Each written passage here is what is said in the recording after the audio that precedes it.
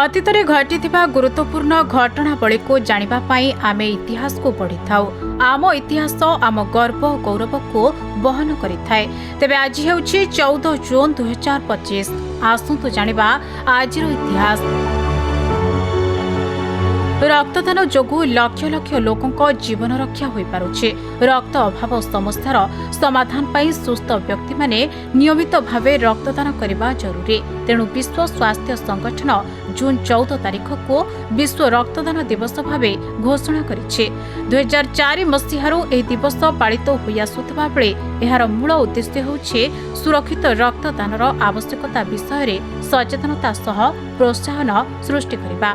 Nobel पुरस्कार विजेता Karl लैंडस्टाइन को जन्मदिन को विश्व स्तर में रक्तदाता दिवस भावे पालन करा जाए। रक्तर वर्गीकरण करिबारे से हेउछन्ति प्रथम व्यक्ति।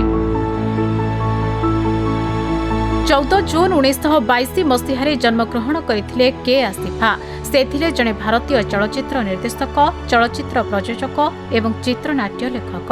तेबे आसिफ तांकर महाकाव्य मुगल ए आजम पाई बेस जनाशुना थिले।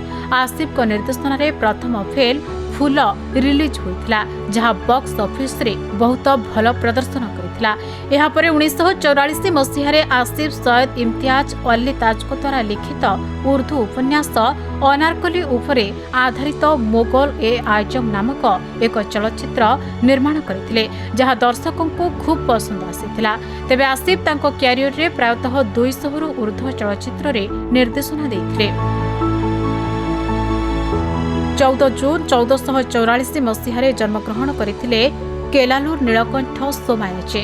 केरळर ज्योतिर्विज्ञानी एवं गणित विद्यालयर जने गणितज्ञ भाव से बेस जनाशुना थिले। तांकर सबुठारु प्रभावशाली कृति मध्यरु गोटिए थिला 1501 मसीह समाप्त होइथिबा व्यापक ज्योतिर्विज्ञान ग्रंथ तंत्र संग्रह। से आर्यभट्ट उपरे एक विस्तृत व्याख्या मध्य रचना करथिले, जाहाको आर्यभट्टीय भाष्य कहाଯାଏ। ଏହି ଭାଷ୍ୟରେ ନୀଳକଣ୍ଠ ତ୍ରିକୋଣମିତି କାର୍ଯ୍ୟର ଅସୀମ କ୍ରମିକ ବିସ୍ତାର ଏବଂ ବୀଜଗଣିତ ଏବଂ ଗୋଲାକାର ଜ୍ୟାମିତିର ସମସ୍ୟା ବିଷୟରେ ଆଲୋଚନା କରିଥିଲେ।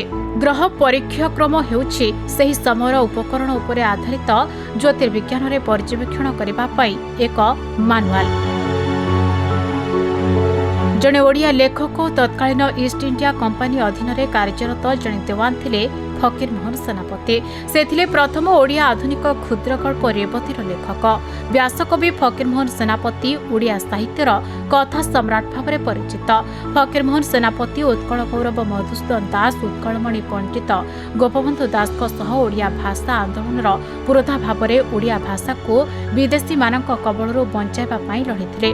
ତେବେ ଦୁଃଖର ବିଷୟ ଏହା ଥିଲା ଯେ 14 ଜୁନ 1918 ମସିହାରେ ଫକୀର ମୋହନ ସେନାପତିଙ୍କ ଦେହାନ୍ତ ହୋଇଥିଲା। ଜଣେ ଭାରତୀୟ ଅଭିନେତା, ନୃତ୍ୟକାର ଏବଂ ଉଦ୍ୟୋଗପତି ଥିଲେ ସୁଶାନ୍ତ ସିଂ ରାଜପୁତ। ସୁଶାନ୍ତ ତାଙ୍କର ଅଭିନୟ ଜୀବନ ଦୂରଦର୍ଶନ ଧାରାବାହିକରୁ ଆରମ୍ଭ କରିଥିଲେ। 2008 ମସିହାରେ ସେ ଷ୍ଟାର ପ୍ଲସର ରୋମାଣ୍ଟିକ ଡ୍ରାମା କିସ୍ ଦେଶ ମେ ହେ ମେରା ଦିଲ ଜରିଆରେ ଅଭିନୟ କରିବା ଆରମ୍ଭ କରିଥିଲେ। ଏହାପରେ ସେ ଜି ଟିଭିରେ ପ୍ରସାରିତ ଧାରାବାହିକ ପବିତ୍ର ରିସ୍ତାରେ ଅଭିନୟ କରିଥିଲେ, ଯେଉଁଥିରେ ତାଙ୍କ ଭୂମିକାକୁ ଅନେକ ଦର୍ଶକ ପସନ୍ଦ କରିବା ସହ ତାଙ୍କୁ ଦୂରଦର୍ଶନ ଜଗତରେ ଅନେକ ପୁରସ୍କାର ମିଳିଥିଲା। ରାଜପୁତ 2013 ମସିହାରେ ହିନ୍ଦୀ ଚଳଚ୍ଚିତ୍ର ଜଗତରେ ଅଭିନୟ କରିବା ଆରମ୍ଭ କରିଥିଲେ। ତେବେ ସୁଶାନ୍ତ ତାଙ୍କ କ୍ୟାରିୟରରେ ପ୍ରାୟ 20ରୁ ଊର୍ଦ୍ଧ୍ୱ ଚଳଚ୍ଚିତ୍ରରେ ଅଭିନୟ କରିଥିଲେ, ଆଉ ପ୍ରତ୍ୟେକଟି ଚଳଚ୍ଚିତ୍ରରେ ସେ ପୁରସ୍କୃତ ହୋଇଥିଲେ। ତେବେ ଦୁଃଖର ବିଷୟ ଏହା ଥିଲା ଯେ 14 ଜୁନ 2020 ମସିହାରେ ସୁଶାନ୍ତ ସିଂ ରାଜପୁତଙ୍କର ଦେହାନ୍ତ ହୋଇଥିଲା।